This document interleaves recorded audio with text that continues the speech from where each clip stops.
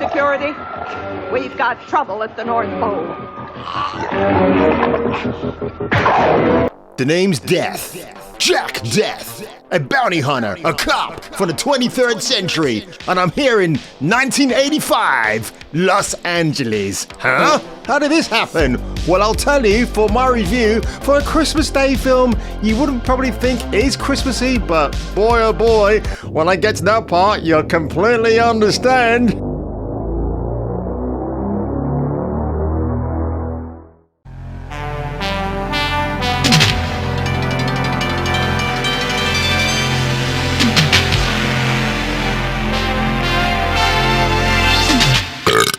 So Trancers is a film from 1984.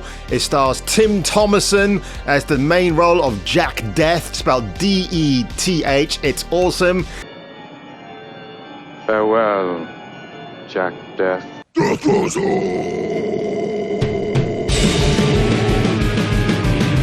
And the reason why I talk about it being a Christmas film, because when it starts off in the 23rd century, it's July, and then Jack has to go back in the future, I think 300 years to Los Angeles, 1985, despite the fact this film was actually made in 1984. So I guess there's not really much of a jump up in difference between the 2 years. I have lived through those years, so quite clearly I understand where they're coming from as filmmakers. Now it's a bit of a quantum leap premise because Jack Death transports himself back to a guy called Phil.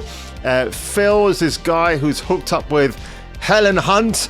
1984, Helen Hunt is something to be treasured and memorized in your banks forever because holy shit, the first glimpse we see of her is she's putting on this sexy one-piece underwear to go to work as a Santa helper. I kid you not. It's the most based thing I've ever seen. Helen Hunt in the 80s. God, there's a reason why I just loved that woman back then. I even saw Girls Just Want to Have Fun with her and Sarah Jessica Parker.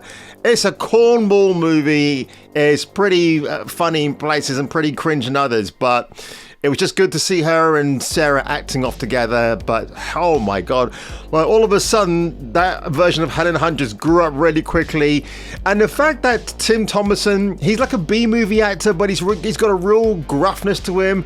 He knows he's playing it for laughs. It's almost like a send-up of the whole detective film noir, hard-boiled gumshoe detective. I love that. And you know, he's got the overcoat on and he has to put gel in his hair, something I can relate to because dried hair is sort of squids, which I thought was hysterical.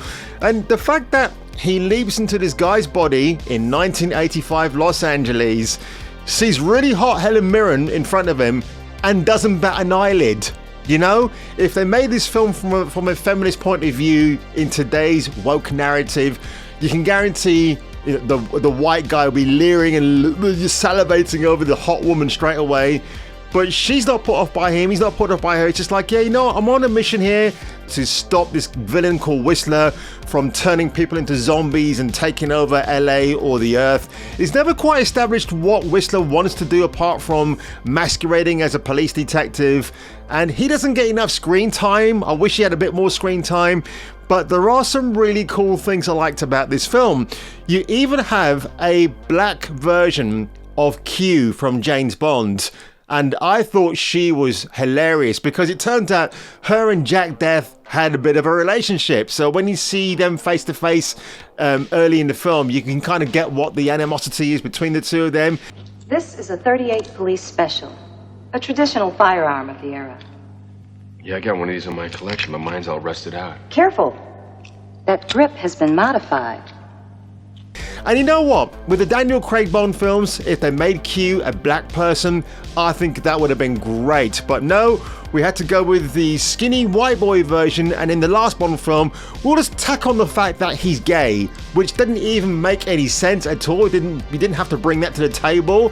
But you know, they had to race swap Moneypenny, and I thought, yeah, whatever. I wasn't a big fan of that swap anyway. I liked my favorite Moneypenny is still Caroline Bliss from the Timothy Dalton films. I really like her. But that aside, you know, you have people like Art LaFleur, who's a supporting actor in this, and the way the film begins is terrific. I love it. Like, you get this diner, and this Jack Death walks in. He's just looking like a badass. And I'll say this much about Jack Death. I mean, as badass as his name is, he's a pretty scrappy fighter. He hasn't got any real skill set. You know, at one point, a female who's a zombie manages to beat the shit out of him halfway through, almost gets the upper hand. So he's not a perfect protagonist in that sense, and I kind of do appreciate that. And again, Helen Hunt in a Santa outfit, taking pictures of Santa with the kids he's going to grant presents for is hilarious. I can't recommend this film anymore. And I mean, you get some really good outside shots, and what I mean is you'll see Helen Mirren and Tim Thomerson in their, I presume it was a Cadillac convertible, driving openly in LA, being filmed in LA. It's not like a back projection. If it is, it's a really good one, but when I've looked at it, it looks like it's naturally done on the streets of LA, and that is something you can say about modern day movies. We don't get that anymore, any organic realism where two actors are walking down the street, real life pedestrians are behind them, or it could be a sea of extras. You don't see that anymore. It's all replaced by green screen. I absolutely hate that. Of course, I'm one to talk because I've got a green screen behind me, but that's a different circumstance. I don't have a multi-million budget production behind me to make these videos for you. It's all done on the cheap, and it's been done with equipment I bought over the last couple of years. So Trancers or Trancers or oh no, better not say that one before I get demonetized. Give me one of those. What do I say?